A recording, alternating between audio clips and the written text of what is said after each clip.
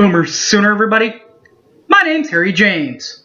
Last year, the Sooners, Lon Kruger, that's their head coach on the men's side at least, got a big-time recruit in Trae Young, who's now literally lighting it up thus far in the NBA.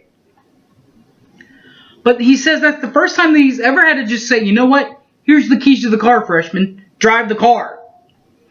He won't have to do that this year.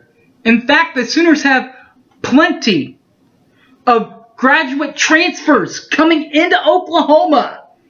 We'll meet the newbies and some of the freshmen, and we'll go over what the Sooners have in the non-conference on the men's side of Sooner Hoops. Coming up next, Boomer Sooner 1982.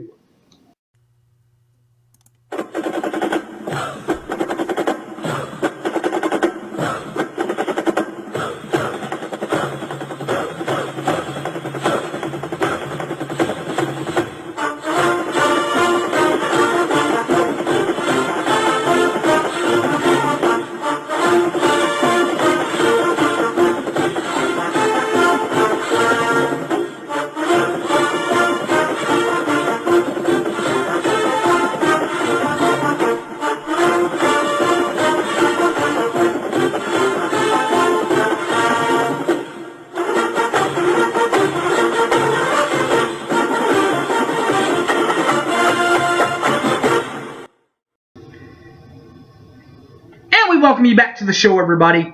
My name's Harry James. The men's side of Oklahoma in the non-conference, well, they'll be part of plenty of non-conference affiliated teams, including the Battle for Atlantic, Battle for Atlantis, the Coaches vs. Cancer Classic, which is very close to Lon Kruger's heart. They will also be part of the All-College Classic, which is back in Oklahoma City at the Chesapeake Energy Arena. They will also have a follow-up neutral site game for our friends out in the Tulsa area. Not to include being part of the SEC Big 12 Challenge. All that plus all of the other non-conference games. We'll preview them right now for you. Then we'll go over all the new players that will be in this league for Oklahoma. For the Schooner Sooners, their non-conference will have a pit stop in Pitt State coming up. They finished 17-13, 9-10 in the Mid-American Intercollegiate Athletic Associational Conference. Then they'll play at Texas Rio Grande Valley State, 15-18, 6-8 in the Western Athletic Conference. Then they'll play at Texas San Antonio, UTSA, 20-15 last year, 10-7 in Conference USA. The official season opener for the regular season will be against Wofford. They finished 21-13, 11-17 in the South Conference. The Sooners will then head after their one and only stop in the first half of the non-con, as they head to their first official tournament, which will be for the Battle for Atlantic. Their half of the bracket does include Butler, who finished 21-14, 9-9 in the Big East. Dayton, that finished 14-17, 8-10 in the A-10. And Florida, who finished 21-13, 11-7 in Conference USA. Middle Tennessee State is on the other bracket, I believe. 25-8, 16-2 in Conference USA. Stanford, 19-16, 11-7 in the Pac-12. And Virginia, who, of course, part of the Virginia, part of their little duo that went to the tournament last year and doing all that. At the end of the day, 31-3, 17-1 in ACC action. And finally, Wisconsin, 15-18, 7-11 in the Big Ten play. After the tournament, they'll head home for a game against UNT. That's North Texas, 20-18, 8-10 in Conference USA. Before heading back out again. This time to NYC MSG Madison Square Gardens for the first of 3 neutral site games that time around. First one will be against Notre Dame, part of the Coaches versus Cancer Classic. Notre Dame is in the ACC conference, at least in basketball, and went 21-15, 8-10 in conference play.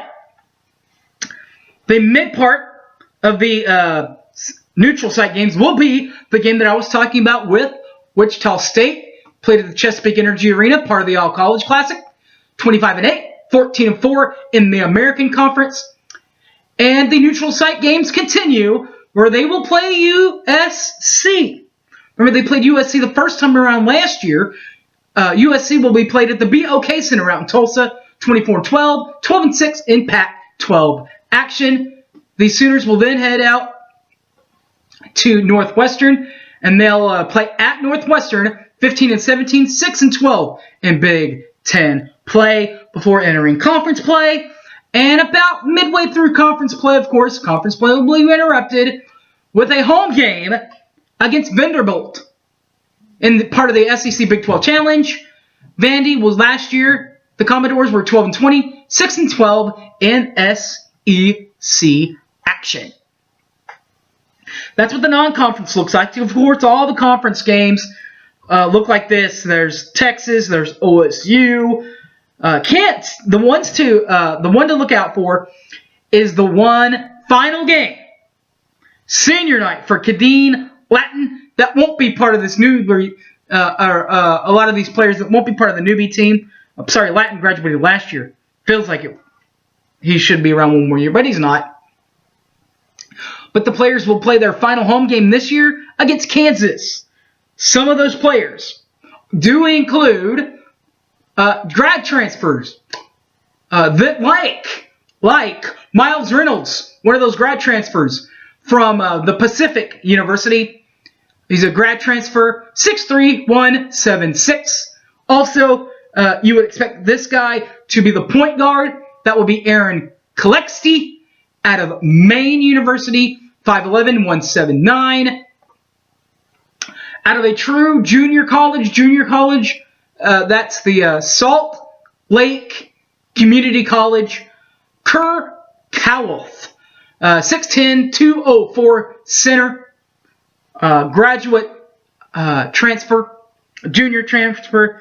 The next player is still a transfer from a D1 university, but he's not a graduate transfer. He will have to sit out this year, but will have 2 years of eligibility left.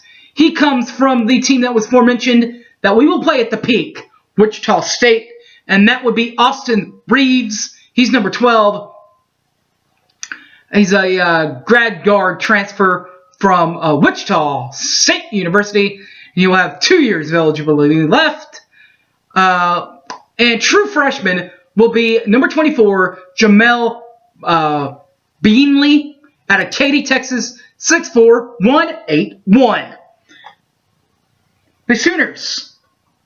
That's it for the preview. The Sooners will get that all started with that Pitt State game coming up this Thursday, coming up pretty soon, against Pitt State. All right, everybody. Thanks for watching, and, Boomer Sooner, everybody. Take care. I'm out of here. See ya.